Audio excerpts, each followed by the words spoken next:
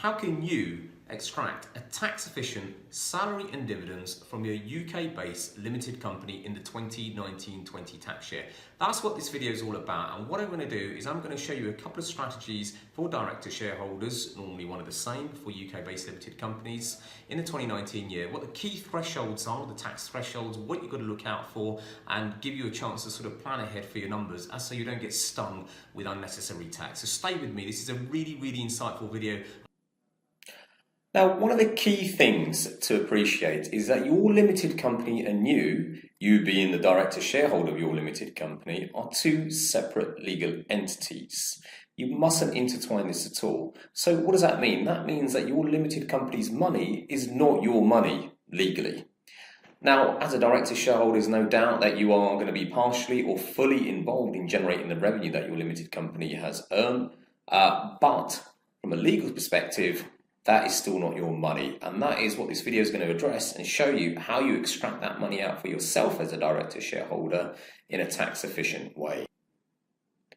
Now, another important thing to realise is that the personal UK tax year, that is the personal UK tax year, for the 2019-20 year spans from the 6th of April 2019 to the 5th of April 2020.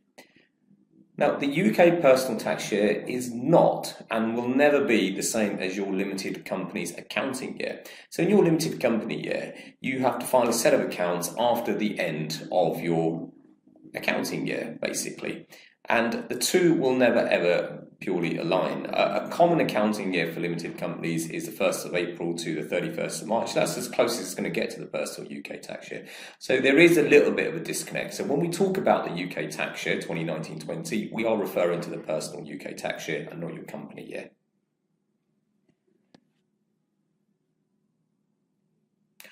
Now, an important refresher here, you probably already are aware of this, but just in case you aren't or haven't appreciated it, a director's salary can be taken from pre-company tax profits. Again, a director's salary can be taken from pre-company tax profits, and because of that, it's actually the most tax efficient way of extracting remuneration for yourself as a director shareholder. Now, dividends are only taken from post-company tax profits. That's post-company tax profits. So that's after charging for corporation tax, which in the current 2019-20 year, or this corporation year, is 19%.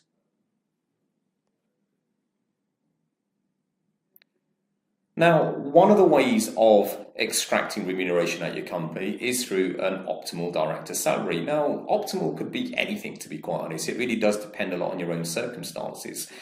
Some people may go to what's called a minimum director salary. Some people may even take below that. Some people may take way beyond that. It really does depend on your circumstances. No right or wrong answer, but what we're going to demonstrate here are the key thresholds that you need to be aware of to help you make that particular decision.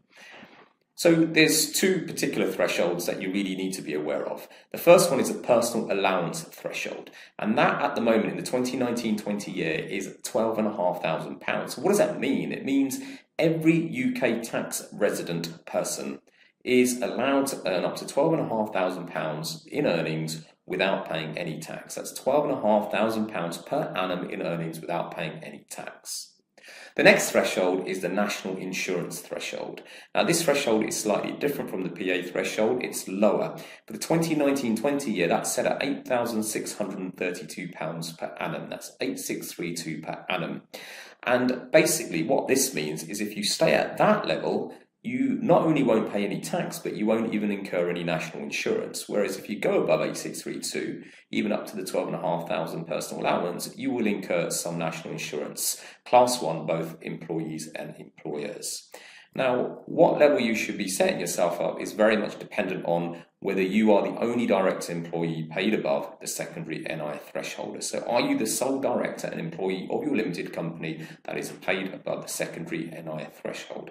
That is a question that needs to be asked. If you are, then what we would suggest is you set your salary at the national insurance threshold. If you are not, then certainly going to the personal allowance threshold would be more beneficial. However, it really does depend on your circumstance, and we would strongly advise to sort of get yourself checked out in that respect, or check out your circumstances with either your accountant or a professional.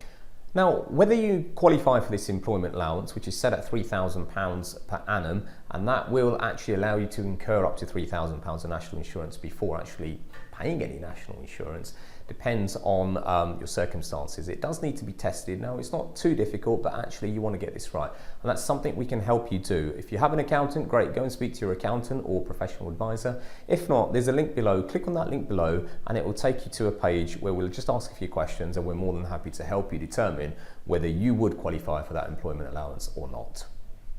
Now, the one beauty about dividends is they don't attract income tax or national insurance. Income tax in the UK is perhaps the most onerous regime of taxation. I mean, it can go up to 45%. And then you've got national insurance, which a lot of people think, okay, if you're making a national insurance contribution, I'll get a great pension and it pays for the NHS and all our roads and stuff. Well, actually, guys, it really doesn't. It's just a stealth tax, and it's a way for governments to, or the UK government, to increase or apply more taxes without saying that they've increased or touched the mainstream tax. It's very much a political gimmick. So really it's going to be treated as another taxation. Dividends don't attract either one of those. They are subject to solely what's called dividend tax. Now, the first strategy I'm going to recommend is the NI threshold strategy. That is the director's salary set at the £8,632 per annum. And then what that will allow you to do is it will allow you to take what's called a tax-free dividend of £5,868 per annum per shareholder up to a subtotal or aggregate income of £14,500. So that's quite useful in that respect. Now, why is there a 5868 tax-free dividend? Well, quite simply because you actually, if you're taking a salary of 8632, you're not taking a salary up to the 12,500. So you've still got some personal allowance in there. So the 5868 will absorb some of that personal allowance. Then thereafter, there's a further £2,000 you can take as what's called a zero rated dividend anyway. And that's available to everybody, every shareholder, should we say. So when you add it all together, it becomes 5868 and gives you a subtotal of 14,500 of aggregate earnings per annum.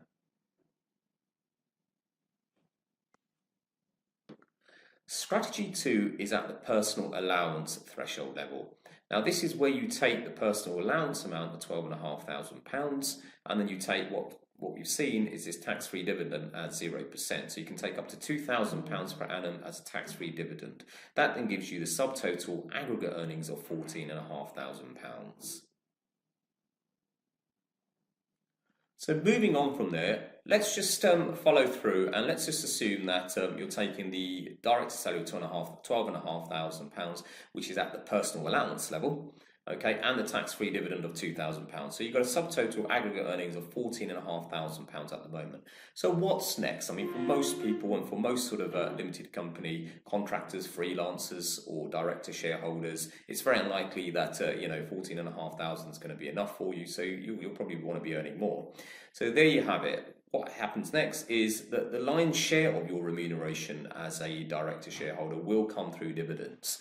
Yeah, the smaller proportion is through salaries. So the next chunk is again a dividend, and then you can take a further £35,500 up to a 50,000 aggregate threshold. So I use the word aggregate because that means it's adding in the salary you've already taken, it's adding in the tax-free dividend, and now it's adding in what's called the standard rated dividend.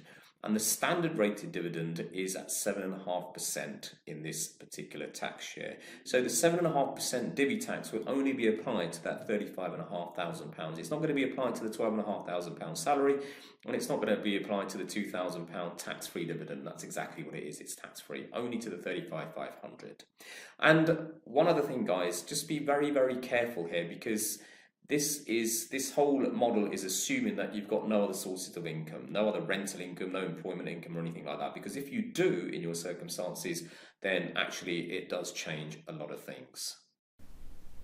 And I think that's absolutely crucial because it's more than likely you're going to have other sources of income aside from your salary and dividend from your UK-based limited company. So you may have rental profits from property that's been let out. You could have dividends from shares that you hold. You could have interest income. You may even have pension income that's coming in. And it's really, really important that if you do have these other sources of income, that they are considered, because when it comes to calculating your personal tax at the end of the year. It's all done via self-assessment, but all your sources of income, whether it's in the UK or worldwide, all have to go into the pot. So this is far more complicated if you do have those sources of income. Once again, what I do suggest is speak to an accountant, your accountant, or a professional advisor that can help you.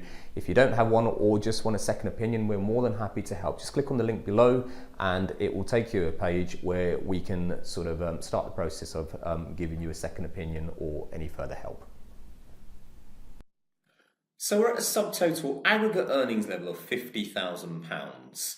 So what happens next? What if you need more than £50,000? Your company may have the ability, the profits, the retained earnings to actually pay you above this £50,000. So why not? If you want to take it and it's commercially viable, personally viable for you, so be it. So the next tranche is what we call the higher dividends bracket. And here you can take up to £100,000 in dividends, which will be taxable at a rate of 32.5%. So that will take us to the next threshold, which is the £150,000 threshold of total aggregate earnings. So the gap between the additional threshold, shall we say, and the higher threshold, which is 150 and the 50, is £100,000 of dividends. Just as a note, if you go beyond 150,000, if your company has profits that's distributable and you can go beyond 150,000 in this tax year, then anything over and above the 150,000 will get taxed at 38.1% divvy tax rate. So that's what's called the additional dividend tax rate. Now, what I want to point out here is a couple of really key crucial thresholds that you need to be aware of. The first one is if you do have children and either you or your spouse are claiming for child benefit, then it gradually starts to get withdrawn if your earnings start to exceed, and I'm talking about your aggregate earnings, all sources of income starts to exceed £50,000, and that's gradually tapered away once you get over £60,000. Once you're over £60,000, let's say you're earning £100 of child benefit, you just get pretty much taxed £100 on that, giving you no child benefit whatsoever. It just becomes more of a process mechanism rather than anything else. So be very careful in terms of your planning. If you are valuing this or you really want to keep a hold of it, then 50,000 really is your limit in terms of aggregate income. The second is the personal allowance withdrawal. So once your aggregate earnings hit £100,000, your personal allowance, remember that £12,500 per annum you can earn tax-free, it starts to gradually again get tapered away and that benefit starts to get eroded. Once you get over £125,000, you pretty much don't get a personal allowance, and anything you've earned in terms of your first £12,500, if you've taken that salary, will then get subject to tax. Really, really important to be mindful of these two. And there you have it. I really hope you found this video useful, and I can't stress enough in the 2019-20 tax year in order to be preemptive rather than reactive. The thing is with tax laws and HMRC is if you try to sort of retrospectively correct transactions, dividends you've taken out that you shouldn't have or didn't want to because it's gone way above the tax you're willing to pay or beyond your planning, then it's very hard to sort of retrospectively backtrack and correct that because a transaction is a transaction. So what I always stress and emphasize is pre-planning. Pre-planning involves having the knowledge, the right information and knowledge in order to know what your sort of strategy, your forecast and your plan is for the year. Once again, thank you for watching. If you've got any comments, please put your comments in below. These are reviewed, and if you've got any questions about this video, questions about taxation, personal taxation or company taxation in the UK for the 2019-20 year, I'm more than happy to read and sort of respond to that. Furthermore, there is a link below, as I've mentioned before. That link is all about our sort of optimum salary and dividend health check, and it provides you either with a second opinion, or if you don't have a professional advisor accountant, we can help you in terms of formulating a strategy, forecast, or numbers going forward according to your circumstances. Thank you very much. Keep tuned and watch out for some more of our videos.